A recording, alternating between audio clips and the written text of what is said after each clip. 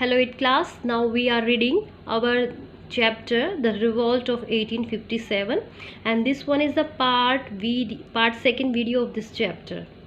So student, in previous video we have learnt Trade and East India Company, establishment of company rule, ruling the empire.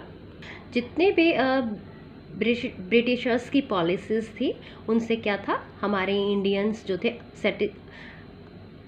Satisfied नहीं थे और उनमें धीरे धीरे उनके खिलाफ बगावत होने लगी, उनकी पॉलिसीज़ के अगेंस्ट, और उनमें अनहैप्पीनेस रहती थी और इसीलिए इनमें धीरे धीरे ये रिवोल्ट उभरता चला गया और इसी रिवोल्ट को फर्स्ट वॉर ऑफ इंडिपेंडेंस के नाम से जाना गया.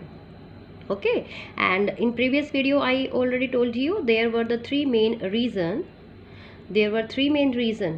for the revolt of 1857. The first one is political issue, the second one is economic causes, and the third one is social and religious causes. So we have completed the political causes.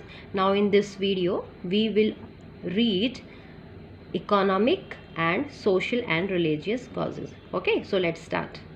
So student, before going about the topic, हम थोड़ा सा इस चीज़ को revise कर लेते हैं. Causes of revolt थे, there were the three main causes. The first one is political reason,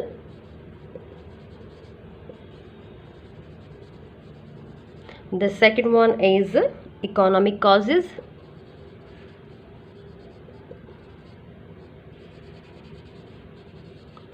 and the third one is social and religious causes. Okay, and political issue में क्या थे, उन्होंने जो दो पॉलिसीज चलाई थी, फर्स्ट वन इज क्या थे, सब्सिडायरी अलायंस. ओके, और सब्सिडायरी अलायंस में क्या था कि कोई भी राजा अपनी आर्मी नहीं रखेगा, उसके सिर्फ प्रोटेक्शन हमारी जो ब्रिटिश सोल्जर है वो करेंगे. ओके, इस कारण उन्होंने क्या किया, जितने भी रूलर थे उनको कमज़ोर बना दिया, क्योंकि बिना सोल्जर्स के राजा सरवाइव नहीं कर पाएगा. और सेकंड वन थी डॉक्ट्रिन ऑफ लैप्स. इसका मीनिंग क्या था कि अगर किसी राजा का जो वारिस है वो इनकम्पिटेंट, उसमें कोई स्किल नहीं है, राजा बनने के लायक वो नहीं है, या फिर किसी राजा का वारिस मर जाता है तो वहाँ पर उसकी राजगद्दी को कोई नहीं संभालेगा, वो किसके अंडर में आ जाएगी, ब्रिटिशर्स के अंडर में आ जाएगी.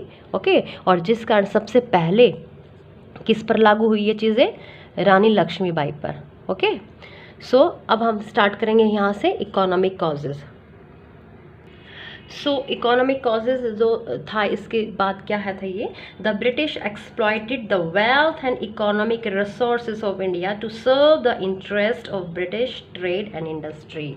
इट मीन्स स्टूडेंट्स, जो ब्रिटिशर्स थे वो सिर्फ अपनी ब्रिटिश ट्रेड के लिए, ट्रेड अपनी ही चीज़ों को बेचने के लिए और अपने ही सामान जो बना हुआ है सामान उसको बेचने के लिए और सिर्फ अपनी इंडस्ट्री को बढ़ावा देने के लिए, क्योंकि ब्रिटिशर्स सिर्फ यहाँ अपने बेनिफिट के लिए आए थे, तो यहाँ पर अपने बेनिफिट्स को कमाने के लिए, अपने बेनिफिट को हासिल करने के लिए उन्होंने क्या किया, एक्सप्लॉइटेशन किया. किस चीज़ का किया, एक्सप्लॉइटेड. किस चीज़ का किया, wealth and economic resources, economic resources, जितने भी इकोनॉमिक रिसोर्सेस थे हमारे इंडिया के, ऑफ इंडिया, उन सारी की सारी चीज़ों का एक्सप्लॉइटेशन किया सिर्फ अपने बेनिफिट के लिए. And they converted, Britishers converted, उन्होंने क्या कन्वर्ट किया, Britishers converted India into a purely, converted India को किस में कन्वर्टेड कर दिया, एग्रीकल्चरल कंट्री. सिर्फ ये एग्रीकल्चरल कंट्री में उन्होंने कन्वर्टेड कर दिया, और जिससे क्या हुआ, and used India as a source of raw materials for industry. सिर्फ जितना भी उनके एग्रीकल्चर में जितना भी क्रॉप्स लगाए जाने वाली लगी, और सिर्फ उसको raw material as a raw material में उसको यूज़ करते थे। और वो रॉ मटेरियल कहाँ यूज़ होता था? इनकी कंपनीज में। ओके, तो यहाँ क्या है, सिर्फ इंडिया को ये एज ए एग्रीकल्चरल कंट्री में उन्होंने कन्वर्ट कर दिया। और ये क्या करने लगे? They carried what? They carried away India's wealth. जितना भी पैसा था इंडिया का, वो कहाँ लेकर जाने लगे? टू ब्रिटेन में। हमारे इंडिया के लिए तो उन्होंने कुछ छोड़ा ही नहीं। और क्या हुआ? The machines made goods made in Britain flooded India. और यहाँ पर बिल्कुल ब्रिटेन का जितना भी सामान था उन सब चीज़ों की यहाँ पर बाढ़ आ गई। Trade and industry in India began to decline, rendering a large number of artisans jobless. जिससे क्या हुआ? सिर्फ ब्रिटेन से बनी हुई जितने भी गुड्स थे यहाँ पर ही आकर वो बिकते थे, जिससे जो हमारे इंडियंस, कौन कौन थे हमारे इंडियंस? आर्टिसंस, और जिनके छोटे मोटे क्या थे, ट्रेड थे, धंधे थे, वो भी चौपट होने लगे और सभी की सभी चीज़ें जॉबलेस हो गई। यानी कि इंडिया में जितना भी सामान बनता था वो इंडिया में ट्रेड नहीं होता था। ब्रिटेन वाले क्या करते थे? इंडिया के ही जितनी भी चीज़ें बनती थी उनको एज अ रॉ मटेरियल अपनी कंपनीज में यूज़ करते थे, और यहाँ का जो सामान था वो भी इनके मार्केट में नहीं बिकने देते थे। अपने ही सामान को यहाँ से रॉ मटेरियल को अपने कंपनीज में लगा देते थे, और वहाँ से जो उनका सामान तैयार होता था वो इंडियन की मार्केट में ही आता था, जिसके कारण क्या हुआ? सभी के सभी जॉबलेस हो गए। And Indians were denied all high civil and military positions which were reserved for the British only। और जितने भी इंडियंस थे उनको क्या किया जाता था? डिनाइड, मना कर दिया जाता था। वेयर? जितनी भी high civil and military position होती थी, मीन्स हाई सिविल, ऊंची जितनी भी पोस्ट होती थी, और मिलिट्री पोजीशन, मिलिट्री में क्या होता था? पोजीशन होती थी जो कि सिर्फ किसके लिए रिजर्व्ड होती थी? ओनली रिजर्व्ड किसके लिए होती थी? सिर्फ ब्रिटिश उसमें ही पार्टिसिपेट कर सकते थे। यहाँ पर इंडियंस को बिल्कुल भी डिनाइड कर दिया जाता था कि ऊंचे लेवल की जॉब इनको नहीं मिलेगी। और इससे क्या होता चला गया? This caused frustration among educated Indians और इकोनॉमिक एक्सप्लॉइटेशन, इसी को बोलेंगे। जितनी भी उन्होंने धीरे धीरे ये चीज़ें स्टार्ट कर दी कि यहाँ इकोनॉमिक पॉलिसीज़ उन्होंने बनाई। इकोनॉमिक पॉलिसीज़ क्या हुई कि सिर्फ हमारा ही सामान मार्केट में बिकेगा, और सिर्फ इंडिया को एक एग्रीकल्चरल सोर्स के रूप में माना जाएगा। यहीं से रॉ मटेरियल यूज़ होगा, हमारी कंपनी में जाएगा और वहीं से सामान तैयार होगा और इन्हीं की मार्केट में वो बिकेगा। जितने भी यहाँ पर छोटा मोटा जिनके भी पास फैक्ट्रीज थी उसको बिल्कुल बंद कर दिया गया, ठप कर दिया गया, जिससे कि सभी में क्या हुआ? Economic exploitation. इस पॉलिसी, जो भी पॉलिसीज़ बनी उससे क्या हुआ? एक्सप्लॉइटेशन।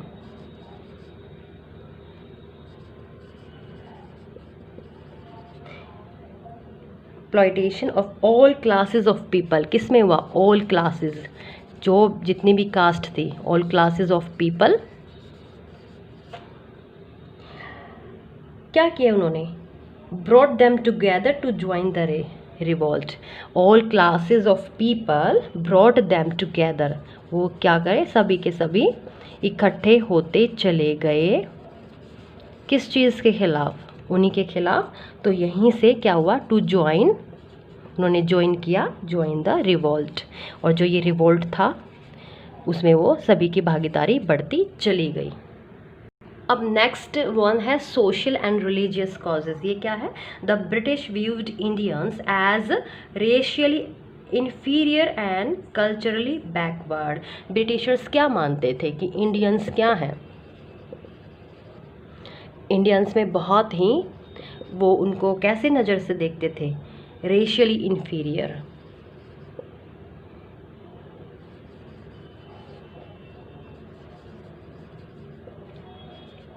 और उन कल्चरली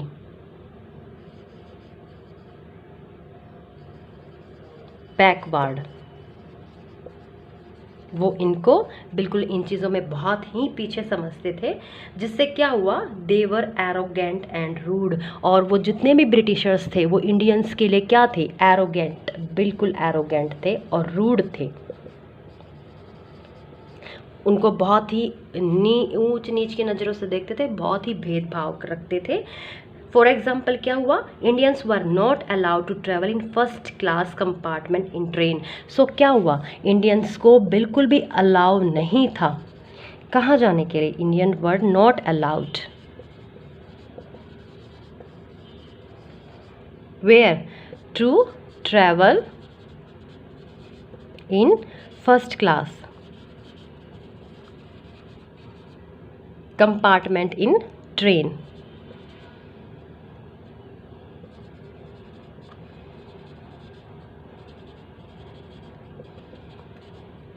जो ट्रेन का फर्स्ट क्लास था वो इंडियंस के लिए बुक नहीं होता था, सिर्फ ब्रिटिशर्स के लिए होता था, क्योंकि वो इंडियंस को इस लायक नहीं समझते थे, वो उनको बैकवर्ड समझते थे। और जितने भी एजुकेटेड इंडियंस थे उस time, educated Indians were denied opportunities, were denied, इनको मना कर दिया जाता था, किसके लिए, denied opportunities of promotion, denied opportunities of promotion. Promotion क्या होता है, जब यानी कि हाई रैंक देना, as well as appointment to higher position, किसके लिए, जो कि हायर पोजीशन होंगी उनके लिए इंडियंस को डिनाइड, मना कर दिया जाता था। और एक main student, the social and religious reforms law passed by the Britishers. देखो हमारे इंडिया में ना बहुत सी बुराइयां थी, और वो बुराइयां क्या थी, एक तो यहाँ पर सती प्रथा थी। सती प्रथा में क्या होता था कि जब किसी औरत का हस्बैंड मर जाता था तो उसको उसके साथ ही जला दिया जाता था, तो ये सती प्रथा थी। लीगलाइजेशन ऑफ विडो रीमैरिज, और जो विडो हो जाती थी उसको रीमैरिज के लिए भी हमारी सोसाइटी में कोई जगह नहीं थी। और इंट्रोडक्शन ऑफ वेस्टर्न एजुकेशन, और जो कि बाहर जाकर पढ़ना चाहते थे उनके लिए भी मना था, हमारी सोसाइटी में ये चीज़ें थी बहुत पहले। तो इन्होंने क्या किया, इन चीज़ों को ख़त्म करने के लिए, ये तो अच्छा काम किया था ब्रिटिशर्स ने क्या किया था, यहाँ पर लॉ बनाए थे, ओके। तो लेकिन हमारे इंडियन सोसाइटी में क्या समझते थे कि जो ब्रिटिशर्स ने ये लॉ बनाई है वो बहुत ही गलत है हमारे लिए, और ये क्या कर रहे हैं, हमारे धीरे धीरे जो हमारा कस्टम है, जो रिलीजियस है, उसको ख़त्म करते जा रहे हैं। इस कारण भी उनके अंदर गुस्सा बढ़ता जा रहा था। और नेक्स्ट वन था स्टूडेंट, जो क्रिश्चियन मिशनरीज थे, began to convert many Hindus and Muslim to Christianity. Christian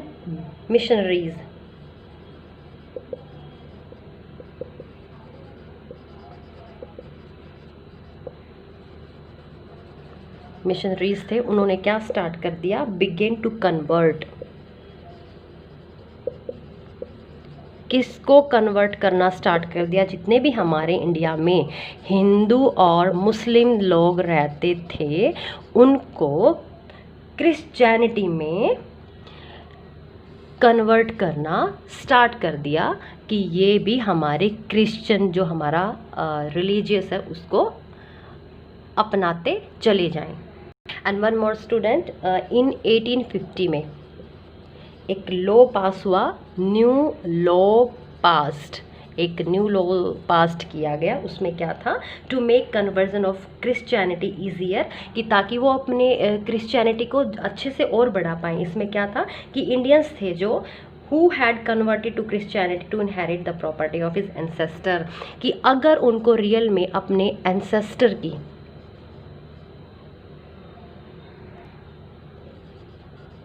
जो भी इंसेस्टर की जो प्रॉपर्टी है, अगर रियल में उनको उसका हकदार बनना है तो उनको क्या करना पड़ेगा, क्रिश्चियनिटी को अपनाना पड़ेगा। ओके, अब इससे क्या हुआ, जो मैनी इंडियंस थे उनमें क्या आता चला गया, many Indians began to feel that the British were destroying their religion.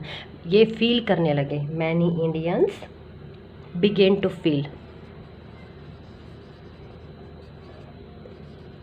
कि हाँ ये क्या करेंगे, जो भी हमारा रिलीजन है उसको ये डिस्ट्रॉय कर रहे हैं, डिस्ट्रॉइंग देयर रिलीजन, हमारे धर्म को बिल्कुल ख़त्म करते जा रहे हैं, and their social customs and there traditional way of life. Okay, ये सारी की सारी चीज़ें उनको फील होने लगा कि जो ये पॉलिसी बनती जा रही हैं कि हिंदू और मुस्लिम क्रिश्चियनिटी की तरफ बढ़ते जाएं। ओके, सो उनके को क्या लगा कि हमारा धर्म ऐसे ख़त्म होता जा रहा है और उनमें नाराज़गी बढ़ने लगी। और जो सैलरी थी, it means the salary paid to the Indian sepoys, the salary paid to the Indian sepoys, ये क्या है, was much lower।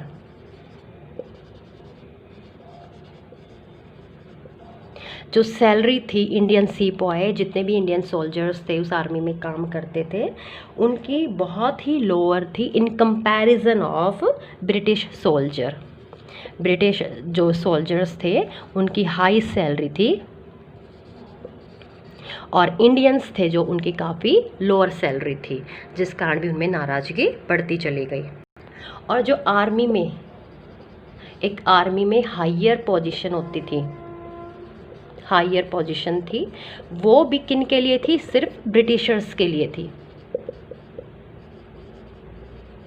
वो इंडियंस के लिए, इंडियंस जो सोल्जर थे उनके लिए नहीं थी। ओके, और एक न्यू लॉ और पास हुआ साथ के साथ। वो न्यू लॉ क्या था कि that require new recruits to travel overseas if required, it caused resentment in the Hindu sepoy who believed that it was against their religion, और sepoys were not paid an extra, और जो sepoy थे, जो soldier थे Indian, were not paid an extra allowance, और जिसको allowance को क्या बोलते हैं, भत्ता, for fighting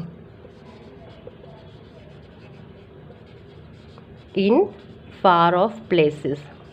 उनको कोई अलग से भत्ता अलाउंस भी नहीं दिया जाता था जब वो दूर जाते थे for fighting. Okay, and the student, जो सबसे मेन बात है, देखो ये तो हमारे यहाँ पर सोशल रिलीजियस कॉजेज़ हो गए, पॉलिटिकल कॉजेज़ हो गए और इकोनॉमिक कॉजेज़ हो गए। जो सबसे मेन मुद्दा था रिवोल्ट होने का इन 1857 में, वो क्या था, फाइनल स्पार्क। यहाँ पर जो जब सबसे मेन चिंगारी क्या लगी थी इसको बढ़ावा देने में, वो ये थी कि new cartridges that were issued the soldiers for the Enfield rifle. जो इनफील्ड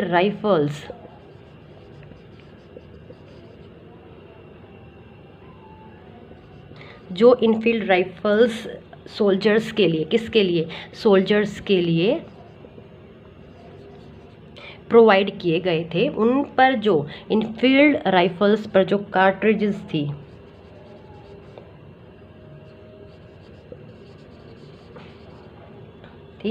वो उस कार्ट्रिजेस पर क्या लगा हुआ था, उस कार्ट्रिजेस थी पोर्क फैट, उस पर था पोर्क फैट। पोर्क फैट किसको बोला गया, जो सूअर की चर्बी होती है, और उस पर और क्या चीज़ें लगी हुई थी, काऊ फैट। इस कार्ट्रिजेस पर पोर्क फैट और काउ फैट लगाया गया था, जिससे क्या होता था, सोल्जर्स को उस गन पाउडर को फॉर लोडिंग द राइफल को लोड करने के लिए, चलाने के लिए, लोड करने के लिए the sepoy had to bite the cartridges to release the gunpowder. जो इसमें गन पाउडर था उसको रिलीज किया जाता था, लेकिन जो कार्ट्रिजेस लगी हुई थी उस पर पोर्क फैट और काउ फैट लगा था, जिससे क्या हुआ, pork fat was regarded as unclean by Muslims. Pork fat किसके लिए था, जो मुस्लिम थे, मुस्लिम्स उसको अशुद्ध मानते थे, अनक्लीन मानते थे। और काउ फैट आपको पता है, ये the use of cow fat angered the Hindus as a cow were sacred of them. Cow को पवित्र माना जाता है हमारे हिंदूज में, इसको क्या मानते हैं, सेक्रेड। अब क्या हिंदू लोग काउ जो फैट लगा हुआ था उसको अपने दांतों से उस चर्बी को काट पाएंगे, और मुस्लिम जो पोर्क फैट लगा था उसको काट पाएंगे? सो यहाँ पर इनकी जो मेन धर्म की जो थे उस पर बहुत ही आघात इन्होंने पहुँचाया था। सो क्या किया इस चीज़ ने, it hurt the religious sentiments of both the Hindu and Muslims, okay, soldiers in the British army. This incident spark the most dangerous uprising against Britishers. Okay, क्या हुआ कि जो मेन चीज़ थी यहाँ से बहुत ही चिंगारी उठती चली गई, क्योंकि यहाँ पर दोनों जो क्लासेस थी, हिंदू और मुस्लिम्स, इनमें क्या हुआ, इनके सेंटिमेंट्स को बहुत ज़्यादा आघात पहुँचा दिया ब्रिटिशर्स ने। और यहीं से स्प्रेड ऑफ रिवोल्ट जो है फैलता चला गया। The rumour about the greased cartridges soon spread everywhere. और जो उन्होंने ये चीज़ें चलाई थी कार्ट्रिजेस में, वो हर जगह चारों तरफ फैल गई। The first soldiers to protest against it was Mangal Pandey. जो फर्स्ट सोल्जर था वो कौन था, मंगल पांडे। ये क्या किया, ये इन्होंने इस के लिए प्रोटेस्ट किया, ये सबसे मेन प्रोटेस्टर थे, प्रोटेस्ट किया इन्होंने। ये कौन थे, ए ब्राह्मण सीपॉय इन बैराकपुर, ये एक ब्राह्मण थे, okay. On 29 March 1857 he refuse to use the greased cartridges and kill 2 English officers. और इन्होंने क्या किया, 29 मार्च, ये टाइम मैं आपको बता रही हूँ, इसको नोट करेंगे। 1857 में इसने क्या किया, रिफ्यूज़ड कर दिया, रिफ्यूज़ड टू यूज़, मना कर दिया, the greased cartridges and killed, मना कर दिया कि मैं इन कार्ट्रिजेस को ऐसे नहीं अपने दांतों से काटूंगा। और उसके लिए उन्होंने क्या किया, जो उसके पास 2 इंग्लिश ऑफिसर्स आए इस चीज़ के लिए, उन्होंने उसको मार दिया गया, किल्ड 2 इंग्लिश ऑफिसर्स। इस चीज़ के लिए उन्होंने उनको मार दिया, और यहीं से उन्होंने इस चीज़ के लिए आवाज़ उठाई, okay. He asked other sepoys to join him to end the British rule। और उन्होंने और भी सोल्जर्स को ये बोला कि मेरे साथ आओ और ब्रिटिश जो रूल है उसको ख़त्म करेंगे हम मिलके, okay. He was soon arrested and execution led to the mutiny of sepoys, okay। In April 1857, 85 sepoys of cavalry regiment of Meerut refuse to use the greased cartridges. क्या हुआ कि 85 जो सोल्जर्स हैं उन्होंने मना कर दिया गया कि हम ये ऐसा काम नहीं करेंगे। So they were dismissed from services and उनको सर्विस से निकाल दिया गया। And on 9 May 1857 they were sentenced to 10 years in jail for disobeying their officers. और उनको 10 साल के लिए जेल में डाल दिया गया कि जो उनके ऑफिसर्स ने उनको ऑर्डर दिया उनको उन्होंने मना किया था इसलिए। The response of other Indian soldiers in Meerut was quite extra ordinary. On 10th May the soldiers marches to the jail in Meerut and released them imprisoned sepoys, okay। They attacked and killed British officers. They captured guns and ammunition and set fire to buildings and properties of the British and declared war on the firangis. So सभी ने मिलके क्या किया, मिलते चले गए, एक दूसरे के साथ जुटते चले गए और फिरंगीज के खिलाफ उन्होंने क्या किया, अपनी वार छेड़ दी। The soldiers were determined to bring an end to their rule in the country. They marches to Delhi and proclaimed the old Mughal Emperor Bahadur Shah Zafar as the Emperor of India. अब एक बात को ध्यान से सुनना student, क्या हुआ यहाँ पर, उस टाइम हमारा एम्परर था बहादुर शाह ज़फ़र, और बहादुर शाह ज़फ़र को क्या किया, वे सारे के सारे जितने भी हमारे इंडियन सोल्जर थे वो एक दूसरे के साथ एकजुट होते चले गए और वो उन्होंने क्या किया, अपना राजा बहादुर शाह ज़फ़र को माना। ओके, उन्होंने कहा कि हम ब्रिटिशर्स के साथ मिलकर काम नहीं करेंगे, हम सभी एक साथ एकजुट हो जाएंगे और हमारा राजा सिर्फ बहादुर शाह ज़फ़र होगा। ओके, और वो उसी के अंडर में रहकर उन्होंने क्या किया, इस विद्रोह को स्टार्ट कर दिया। अब listen to me student, Britishers भी बहुत ही शातिर थे। ओके, जब उन्होंने बहादुर शाह ज़फ़र को अपना राजा माना तो उन्होंने भी ऐसी ट्रिक यूज़ की कि हम किस तरह से हमें इस रिवोल्ट को ख़त्म करना है।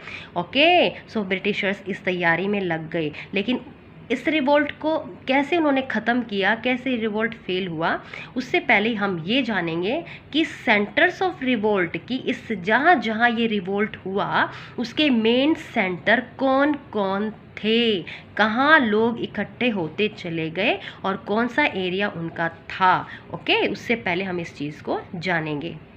Student, this is the map of India, centres of revolt. इसमें दिया गया है सेंटर ऑफ रिवोल्ट कौन कौन से थे, कहाँ कहाँ से ये विद्रोह शुरू हुआ था और कहाँ लोग एकजुट होकर चले गए। सो फर्स्ट वन यहाँ पर दिया गया है दिल्ली। ओके, दिल्ली में क्या हुआ, the rebels marches to Red Fort in Delhi. जितने भी रेबल्स थे उन्होंने रेड फोर्ट जो कि दिल्ली में है वहाँ पर मार्च किया and captured Delhi on 12 May 1857 and Bahadur Shah was declared the emperor of India. Okay, और क्या हुआ, उन्होंने अपना राजा किसको घोषित किया, बहादुर शाह ज़फ़र को। The rebels killed hundreds of British officers.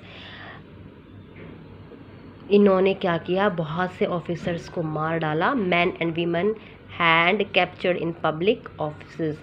The revolt in Delhi was led by general Bakht Khan. It soon spread to other centres like Kanpur, Jhansi and Bareilly. अब इसको देखो, मैप को आप देखेंगे, मैप में already given there the centres of revolt.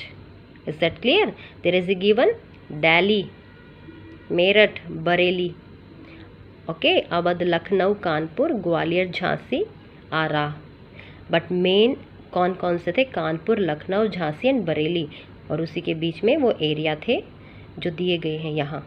Okay, अब कानपुर में क्या हुआ, here is given the Kanpur. Kanpur में क्या हुआ, revolt was led by Nana Sahib who declared himself the Peshwa and governor of Bahadur Shah, जिन्होंने अपने आप को डिक्लेयर किया कि वो पेशवा है और बहादुर शाह के गवर्नर रहेंगे।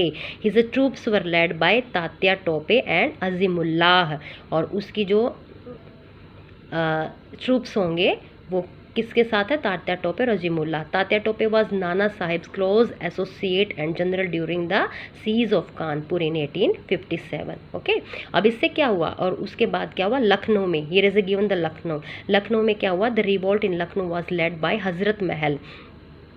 अब देखो दिल्ली में क्या हुआ था, दिल्ली में डिक्लेयर किया था बहादुर शाह को एम्परर के रूप में कि हमारा राजा सिर्फ यही है, और वो इकट्ठे होते चले गए और उसमें बहुत से लोगों को मारा भी गया। फिर वो जब कानपुर में देखो अलग अलग चीज़ें दी गई हैं, यहाँ पर क्या हुआ था दिल्ली में, अब कानपुर में क्या हुआ था, कानपुर में पेशवा नाना साहिब थे, उन्होंने अपने आप को जो लीडर थे मेन अपने आप को डिक्लेयर किया एज अ पेशवा और गवर्नर रहे बहादुर शाह के। ओके, तात्या टोपे और अजीमुल्लाह भी इन्होंने यहाँ पार्टिसिपेट किया। अब हम लखनऊ की बात करेंगे। लखनऊ में क्या था, हजरत महल, वो कौन थी, the Begum of Awadh. Hazrat Mahal बेगम थी अवध की, who took an active part in organising the uprising against the British. She had proclaimed her young son Birjis Qadr, okay, the Nawab of Awadh against the wishes of the British. सभी के सभी ऐसे इकट्ठे होते चले गए। और ये है हमारी रानी लक्ष्मीबाई। इन्होंने क्या किया, assume the leadership of the mutiny after being defeated at Jhansi she captured Gwalior with the help of Tatya Tope and Afghan guards. Okay, and उसके अलावा कहाँ पर ये चीज़ें शुरू हुई। अब बरेली में क्या हुआ, Khan Bahadur Khan was the leader of the revolt in Bareilly and proclaimed himself as the Nawab. और Arrah and other places Bihar में कौन कौन से थे। And student, this one is the table जहाँ पे इम्पोर्टेंट रेवोल्यूशन सेंटर्स बताए गए हैं, रेवोल्यूशन सेंटर, और उनके लीडर कौन कौन रहे थे। तो बराकपुर में जो फर्स्ट वन है वहाँ के लीडर थे मंगल पांडे, झांसी में रानी लक्ष्मीबाई, लखनऊ बेगम हजरत महल, कानपुर नाना साहेब, बरेली खान अब बहादुर खान, बिहार में कुंवर सिंह, कल्पी में तात्या टोपे और दिल्ली में Bahadur Shah Zafar. So these were the main leader, okay, जिन्होंने रिवोल्ट 1857 जो स्टार्ट हुआ उसमें पार्टिसिपेट किया। बट स्टूडेंट, एक बात को ध्यान में रखना, यहाँ पर जो मेन लीडर किस, जो कि इतिहास में जिन्होंने बहुत ही इस रिवोल्ट में अपना कंट्रीब्यूट किया था, वो अगर कौन कौन भी हैं यहाँ पर, मंगल पांडे, बहादुर शाह जफर, रानी लक्ष्मीबाई, और इनके साथ और भी लीडर्स ने रोल प्ले किया, वो थे तात्या टोपे, नाना साहेब। ओके, अब इस वीडियो में हम यहीं तक रीड करेंगे। हमारा नेक्स्ट जो पार्ट 3rd वीडियो होगी उसमें हम ये जानेंगे कि सप्रेशन ऑफ द रिवोल्ट के बारे में हम जानेंगे। ओके, और ये रिवोल्ट का फेल होने का भी मेन रीज़न क्या रहा, क्या क्या पॉलिसीज़ थे जो ब्रिटिशर्स ने स्टार्ट की। सो अभी हम यहीं तक इस वीडियो को ओवर करते हैं। तब तक आप पढ़ते रहिए। Till then keep reading.